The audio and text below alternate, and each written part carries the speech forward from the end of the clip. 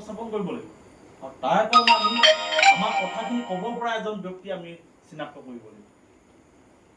সেই ব্যক্তিগৰাকীয়ে গৈ ক'বগৈ। আজি চুট টাইট পিন্ধি একদম VIP গাড়ী লৈ ঘূৰি ফুৰা কিছুমান নেতাই তেওঁ বিধানসভাত কি ক'ব লাগে সেইবোৰকে নাজানে। বিধানসভাত গৈ মনে মনে থাকেগে। আমাৰ সাংসদ ডাঙৰীয়া গৈ তেওঁ সংসদত এষাৰো মাত নামাতিলে, আজিলৈকে শুনা নাই। তাৰপিছতো আমাৰ মানুহক ভোট দি আছে। তেতিয়াহ'লে বেলেগৰ মানুহে আমাক হাঁহিব নাই যে আমাৰ মানুহখিনিয়ে কিমান পিছ পৰি আছে, নভবা নিশ্চিন্তাকে মানুহক ভোট দি আছে। সেইকাৰণে আমাৰ অঞ্চলবোৰ উন্নয়ন হোৱা নাই। আমাৰ অঞ্চলবোৰ উন্নয়ন কৰিবৰ কাৰণে আমি বিকল্প চিন্তা কৰিব লাগিব। বিকল্পই নহয়, আমি তেখেতলোকৰ পৰা পৰিত্ৰাণ পাব লাগিব। আজি দেখিছে নহয়, যেতিয়া তেখেতলোকে গৰু ৰাজনীতি কৰিলে, তাৰপিছত নিজে গৰু চুৰ নাম পালে, হয় নহয় বাৰু? এই গৰু গাহৰি ৰাজনীতি কৰি আছিলে, গৈ গৈ গৰু চুৰ ওলালেগে। গৰু চুৰ কোন? আপোনালোকে সকলোৱে নিউজত পাইছে। তাৰপিছত উলিয়াই দিলে যে একদম হিন্দু মুছলমানৰ ৰাজনীতি উলিয়াই দিলে।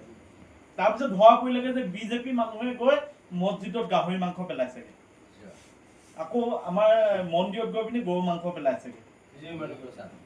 বুজি পাইছে নে? এতিয়া আকৌ উচ্ছেদ কৰি আছে। যদি সেই মানুহখিনি বাংলাদেশীয়ে হয়, তোমালোকে যদি উচ্ছেদ কৰিছে, সেই মানুহখিনি কিয় বাংলাদেশ পঠিয়াই দিয়া? হয় নহয়? আকৌ মাটিখিনি উচ্ছেদ কৰিছে, সেই মাটিখিনিতো আমাক দি দিয়া নাই, আমাৰ খিলঞ্জীয়া মানুহক দিয়া নাই, দুখীয়া মানুহকতো দিয়া নাই। সেই মাটিখিনি কাক দিব? ৰামদেৱক দিব, আদানীক দিব, আম্বানীক দিব, মানে বৃহৎ বৃহৎ পুঁজিপতিক গতাই দিব। গোটেইটো দেশখন বিকি শেষ কৰিলে। এয়াৰপৰ্ট বিকিলে, আমাৰ যিমান চৰকাৰী অনুষ্ঠান আছে প্ৰায় বিকি শেষ কৰি দিলে। কিমান টকা ধাৰ, আকৌ এই কালি পৰহি আকৌ ধাৰ লৈছে। জানুৱাৰীৰ পৰা এই বছৰটো জানুৱাৰীৰ পৰা 12,560 কোটি টকা ঋণ লৈছে চৰকাৰখন। সেই পইচাটো কি কৰিছে? আমাৰ এই অঞ্চলৰ পৰা যদি আপোনালোকে চাই, আমাৰ নিবনুৱা যুৱক যুৱতীসকলে আজি কেৰেলাত আছে, বেংগলোৰত আছে, মুম্বাইত আছে, কৰ্মসংস্থাপনৰ অভাৱত, হয় নহয় বাৰু? চৰকাৰখনে ঋণ লৈছে, কি কৰিছে? একোতো কৰা নাই। আমাৰ সংস্থাপন কিবা দিছে নেকি? চাকৰি দিছে নে? চাকৰি ক'লে 1 লাখ দিছোঁ। আজি য'ত 45 লাখ নিবনুৱা আছে, তাত 1 লাখ চাকৰি দিলে এপাচি শাকত এটা জালুকো নহয়। গতিকে এই কথাবোৰ আমি মানুহক বুজাব লাগিব, নিজেও বুজিব লাগিব, আৰু তেতিয়াহে আমি তেওঁলোকৰ পৰা পৰিত্ৰাণ পাম। আৰু পৰিত্ৰাণ আমি পাবই লাগিব এবাৰ 26ত যদি আমি তেখেতলোকক নতৰাওঁ, তেতিয়াহ'লে নিশ্চিত থাকক আৰু দেশত নিৰ্বাচনে নহ'ব, নিৰ্বাচনে নাপাতিব, গণতন্ত্ৰৰ পৰা গৈ ৰাজতন্ত্ৰ হ'ব। এনেকুৱা এটা পৰিৱেশ তেখেতলোকে আজি ইলেকশ্যনত চাওকচোন, পঞ্চায়ত ইলেকশ্যনত আমাৰতো সন্দেহ হৈ ভোটৰ বাকচত তেখেতলোকে খেলি মেলি কৰিছে। মানুহে কয় তেওঁলোকক ভোটে দিয়া নাই, জিকি আহিছে চব তেওঁলোকৰ মানুহ। বিশেষকৈ মোৰ যি চিচি বৰুৱা জিলা পৰিষদ, মই তাত অনুভৱ কৰিছোঁ। মানুহ ভোট নিদিয়াৰ পিছত কেনেকৈ ভোট পায়? আজি যিটো ৱাৰ্ড মেম্বাৰ বেছি মানুহ লগত ঘূৰি আছে, সেই ৱাৰ্ড মেম্বাৰ হাৰি গৈছে, তেওঁলোকৰ সমৰ্থনত জিকি গৈছে। গতিকে আপোনালোকে আপোনালোকৰ দায়িত্ব, আমাৰ ৰাইজৰ দলৰ প্ৰত্যেকজন কৰ্মীৰ দায়িত্ব, আপোনালোকে মানুহক বুজাওক কথাখিনি, এই কথাখিনি যে তেখেতলোকে গৰু ৰাজনীতি কৰিছে, কিন্তু গৰু চোৰ তেখেতলোকে। আজি হিন্দু মুছলমানৰ ৰাজনীতি কৰিছে, এইটো কাৰণে কৰিছে যাতে আমাক আৱেগ সৃষ্টি কৰিব পাৰে। হিন্দু মুছলমানেও নকৰে, কৰ্ম সংস্থাপনে খুৱাব। হিন্দু মুছলমান কৰি থাকিলে আমি চাকৰি নাপাওঁ।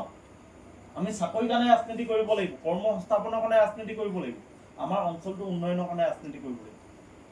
আজি চাওকচোন, আমাৰ ওচৰৰ যিবোৰ আমাৰ চৰকাৰী স্কুল আছে, এই স্কুলবোৰ বন্ধ কৰি দিছে।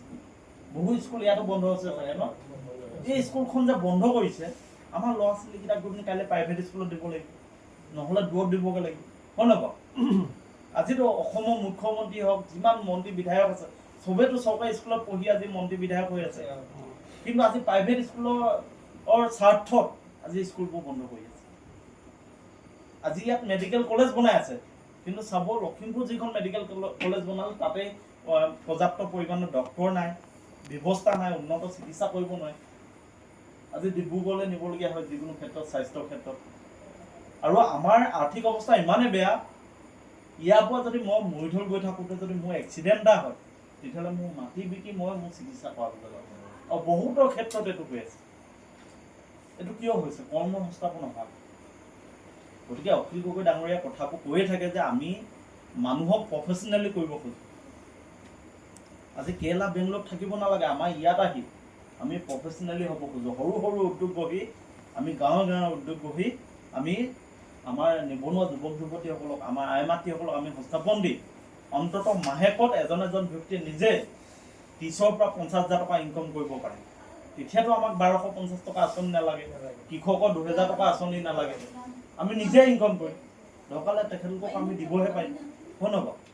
কিন্তু সেই যেতিয়ালৈকে আমি আমাৰ জাতিটো প্ৰফেচনেল হৈ নুঠোঁ, তেতিয়ালৈকে আমি সদায় পিছ পৰি থাকিম। গতিকে আমি নতুন প্ৰজন্মৰ যুৱক হিচাপে আপোনালোকক এই কথাখিনি আমি দৃষ্টিগোচৰ কৰিলোঁ। আপোনালোকেও এই কথাখিনি যাওক, মানুহক কওক, মানুহক বুজাবই লাগিব। মানুহে বুজিলেহে আমি চিচিবঙা সমষ্টিটো ৰাইজক দখল কৰিব পাৰিম।